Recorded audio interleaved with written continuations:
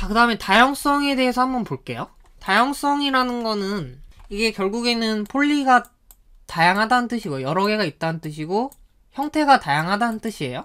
그러니까 무슨 형태가 다양하다는 뜻이냐면은 일단은 문장으로 한번 적어볼게. 한 클래스가 그로부터 파생된 다양한 형태를 지닐 수 있음.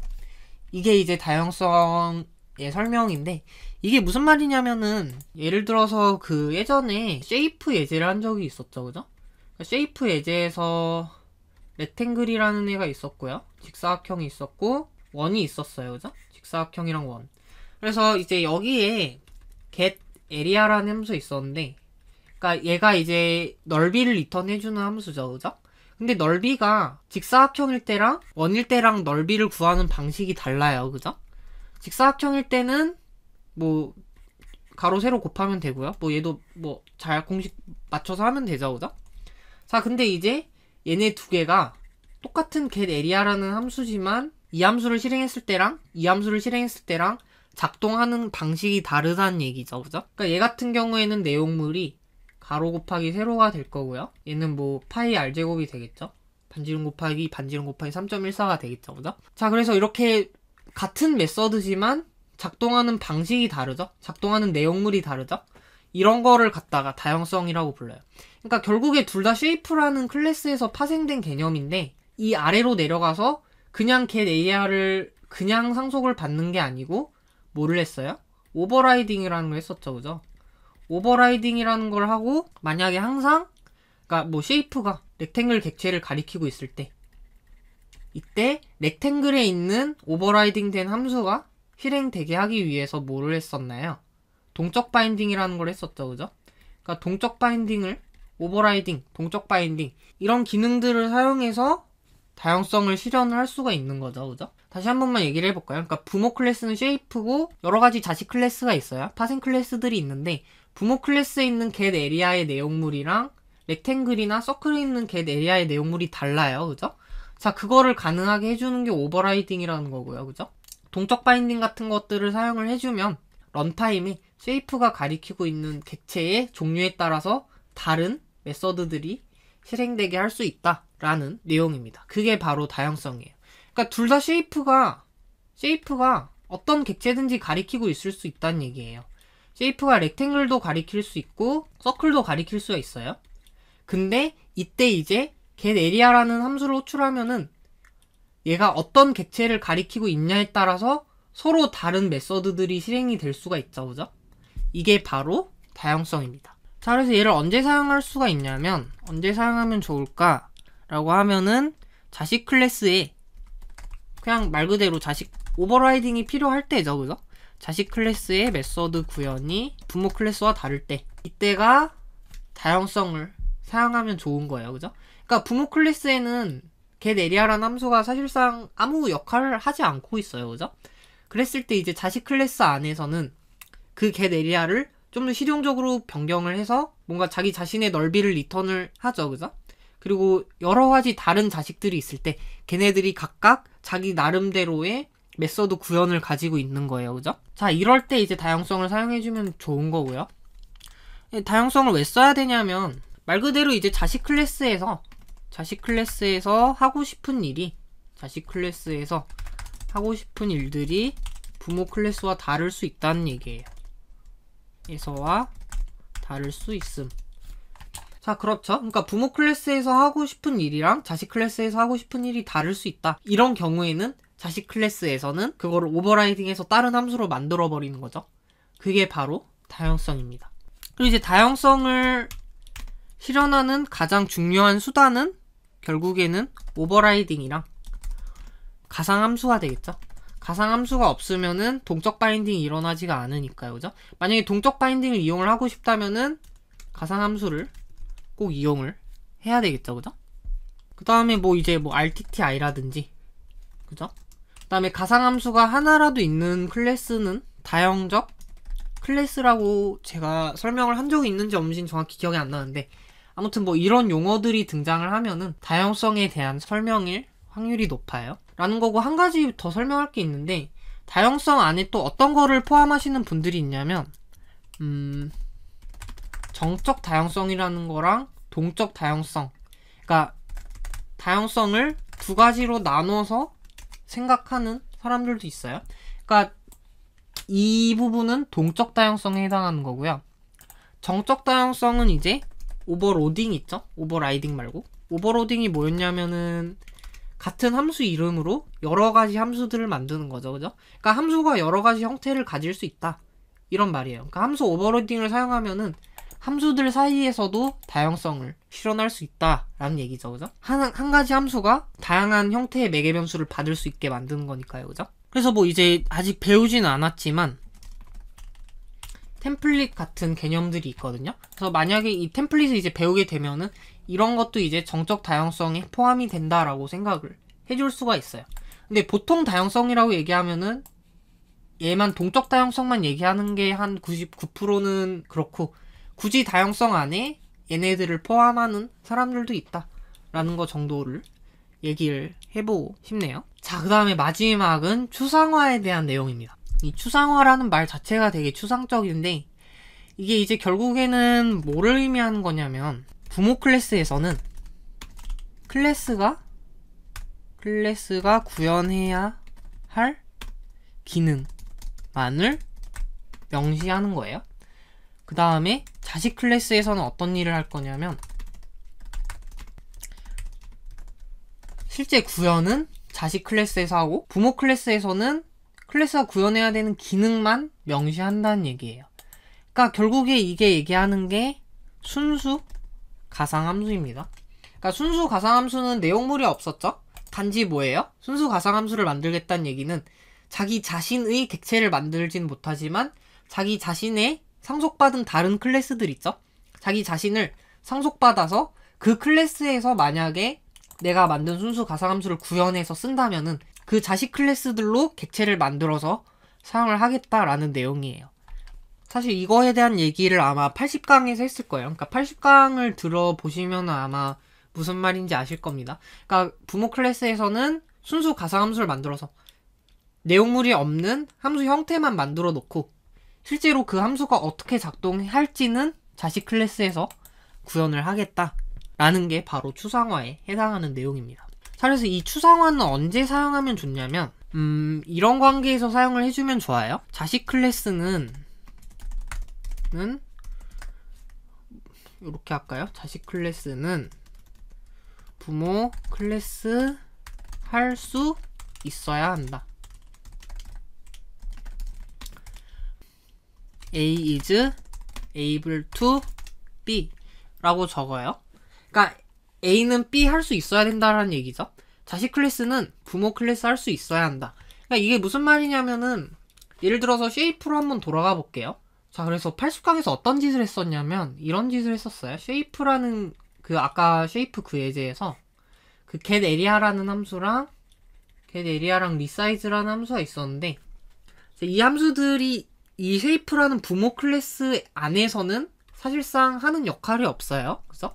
그래서 어떻게 했냐면 얘네들을 다 순수 가상함수로 만들어줬단 말이죠. 그죠? 얘들을 순수 가상함수로 만들면은 뭐가 되냐면 추상 클래스라는 게 되죠. 그죠? 그러니까 순수 가상함수를 하나라도 갖고 있는 클래스는 추상 클래스라고 얘기를 했어요. 자, 그냥 가상함수를 하나라도 가지고 있는 클래스는 다형적 클래스다라고 얘기를 했었고요. 다형적 클래스의 가장 큰 특징은 RTTI가 된다는 거예요. 그게 다형적 클래스의 특징이고, 추상 클래스는 순수 가상함수가 하나라도 들어있는 클래스고, 이런 경우에는 쉐이프로 객체를 만들 수가 없어요. 왜냐하면은 얘 자체가 지금 getArea라는 함수는 내용물이 없죠? 근데 s.getArea를 호출한다는 것 자체가 말이 안 되잖아요. 그죠? 그래서 추상 클래스 같은 경우에는 객체를 만들 수는 없고요. 단지 이제 추상 클래스가 존재하는 목적이 바로 이거예요. 클래스가 구현해야 할 기능을 명시하는 목적을 하고 있는 거예요. 그래서 이제 이 쉐이프를 상속을 받아서 쓰는 애들 있죠? 렉탱글 같은 애들은 여기 있는 getArea를 구현을 해서 이 직사각형의 넓이에 해당하는 값을 리턴을 해주고, 직사각형 resize, 그러니까 크기를 바꾸는 함수였죠. 직사각형의 특성에 맞게 resize를 해주는 함수를 이 렉탱글 안에서 구현을 해준 거죠. 그죠? 서클도 마찬가지고요. 그래서 여기 보시면은 이 말이 무슨 말이냐면 부모 클래스 할 수 있어야 한다라는 말이 무슨 말이냐면은 결국에 이 쉐이프 안에서는 만약에 네가 도형이면은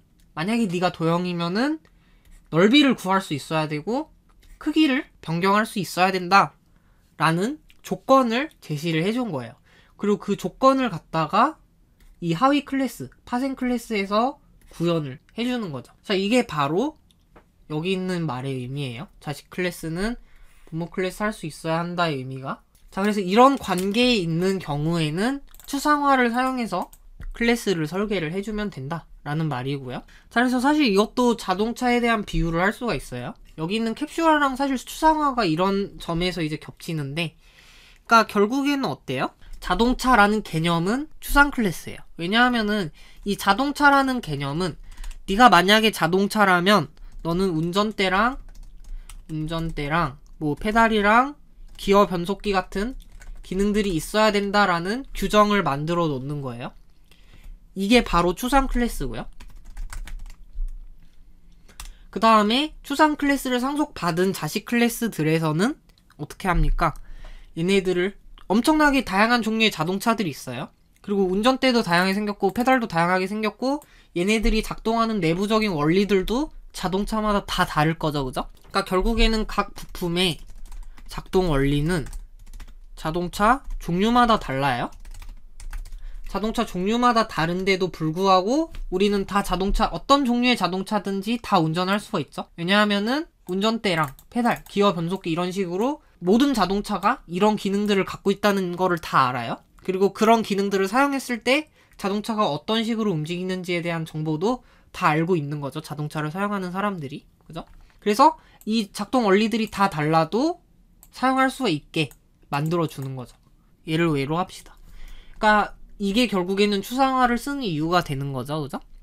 그러니까 한 가지 추상적인 개념을 구현하는 데는 여러 가지 방법들이 있을 수가 있어요. 자동차를 운전대를 구현하는 방법도 여러 가지 있을 거고, 페달을 구현하는 방법도 여러 가지 있을 거고, 그죠? 근데 클래스를 사용하는 사람은 이 이런 인터페이스의 사용법만 알아도 된다 라는 얘기예요. 그러니까 얘네들이 다 인터페이스에 해당하는 개념들이에요. 운전대라든지 페달 이런 애들이 있기 때문에 이런 거를 사용하는 방법만 알면 된다. 그러니까 살짝 캡슐화랑 비슷하죠. 근데 캡슐화랑 어떤 차이가 있는지는 이따가 조금 설명을 해보도록 하겠습니다. 자, 그래서 어떻게 할 수 있냐? 어떻게 하는지는 단순하죠. 추상 클래스를 만들면 돼요. 추상 클래스를 만든다는 얘기는 순수 가상함수를 만든다는 얘기겠죠, 그죠? 순수 가상함수를 만들어서 추상 클래스를 만들면은 그게 바로 추상화에 해당하는 내용이다 라는 거까지 이제 정리를 해봤고요. 자, 그 다음에 이 캡슐화랑 추상화는 어떤 차이가 있냐면은, 저는 사실 이건 제가 만든 단어인데 이 캡슐화라는 거는 클래스 내에서의 추상화예요. 클래스 내의 추상화고, 그냥 추상화는 클래스 간 추상화예요. 그러니까 이게 무슨 말이냐면은 이 캡슐화라는 개념은 뭐 상속이고 뭐고 그냥 그 클래스 하나에 대해서만 적용되는 개념이에요. 어떤 TV라는 클래스가 있었을 때 그 TV의 클래스를 사용하는 방법을 노출을 시키는 거죠. 사용하는 방법을 노출시켜서 이 안에 들어있는 애들을 몰라도 우리가 추상적으로 TV를 볼륨을 바꾼다, TV를 채널을 바꾼다, 아니면은 뭐 TV를 껐다 킨다 라는 어떤 추상적인 인터페이스만을 사용해서 이 클래스를 사용할 수 있는 거예요. 그러니까 이 TV를 가지고, 같은 TV라는 타입을 가지고 여러 가지 TV 객체들을 만들어요. 여기서 같은 타입이란 말이 중요한 거예요.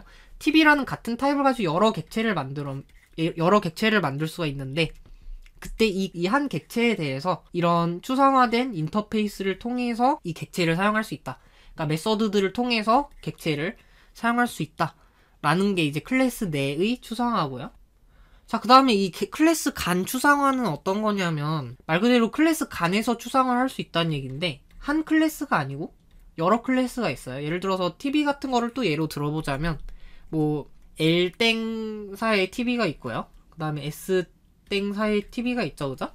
자, 이랬을 때 둘 다 TV는 TV지만 완전 다른 모델이에요, 그죠? 완전 원리도 다르고 안에 구현되어 있는 방식도 완전히 다를 거예요. 근데 TV를 보는 사람은 L땡 TV든 S땡 TV든 똑같이 사용을 할 수가 있죠, 그죠? 그 이유는 TV라면은 전원을 조절할 수 있고, 전원을 켜고 끌 수가 있고, 채널을 바꿀 수가 있고 볼륨을 바꿀 수가 있다 라는 이런 인터페이스를 만들어 놓는 거예요.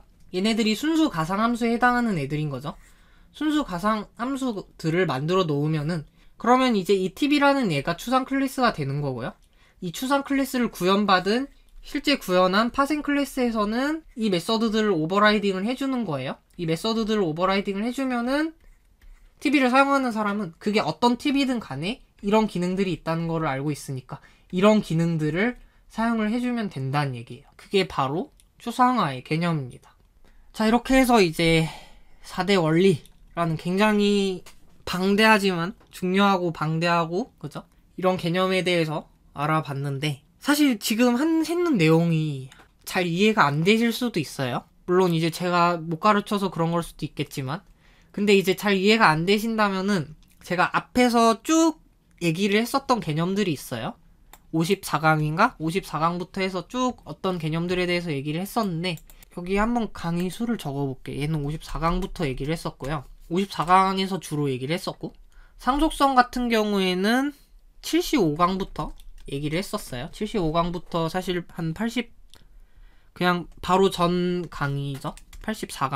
84강까지 계속 상속은 사용을 했었고요. 그죠? 그 다음에 이제 이 다형성이라는 애는 78강에서 설명을 했네요.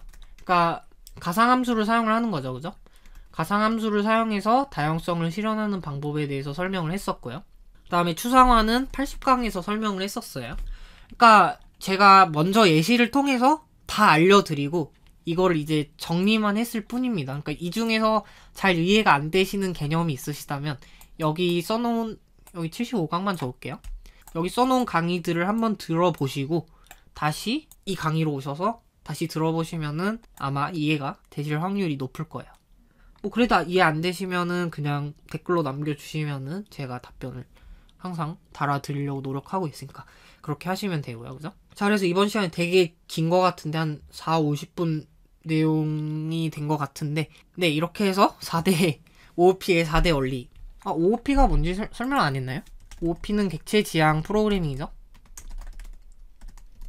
객체지향 프로그래밍의 4대 원리에 대해서 지금 시간에 얘기를 해봤습니다. 그래서 이번 시간에는 여기까지 하도록 하고 다음 시간에 또 뵙도록 하겠습니다. 아마 다음 시간은 저기 종합문제일 거예요. 그래서 종합문제에서 다시 뵙도록 하겠습니다. 감사합니다.